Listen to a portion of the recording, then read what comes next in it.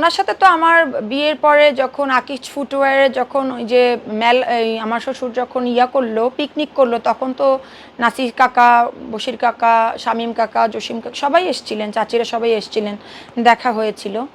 তো ওখানে কিন্তু আসলে আমাকে কেউ ইনভাইট করেনি, ফাহিম আর কি আমাকে জোর করে নিয়ে গেছে যে না তুমি আমার ওয়াইফ, তুমি কেন যাবা না, সবাইকে ইনভাইট করছে, তোমাকে ছাড়া আমি যাব না, মানে এক পর্যায়ে জোর করে আমাকে নিয়ে গেছে। তো আমি এক কোণায় চুপচাপ বসেছিলাম গিয়ে, তো সবাইকে সালাম দিয়েছি, সবাই আমাকে দেখেছেন, কম বেশি সবাই আমার কথা জানেন, যেহেতু একটা সন্তান আছে জানবেন না কেন।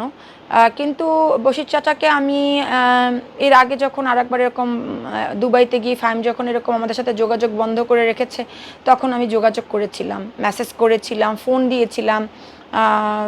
সে মেসেজ আমাকে ব্লক করে দিয়েছিল হোয়াটসঅ্যাপে এবং ফোন রিসিভ করে নাই। আর এবার নিউজ হওয়ার পরেও কেউ যোগাযোগ করে নাই যে আসলে নাজিয়া কী সমস্যা তোমার, যে তুমি বারবার যে বলতেছো, মানে কি প্রবলেম হয়েছে এটা নিয়ে যেটু কেউ আমার সাথে কথা বলবে সেটাও এখন পর্যন্ত কেউ করে নেই।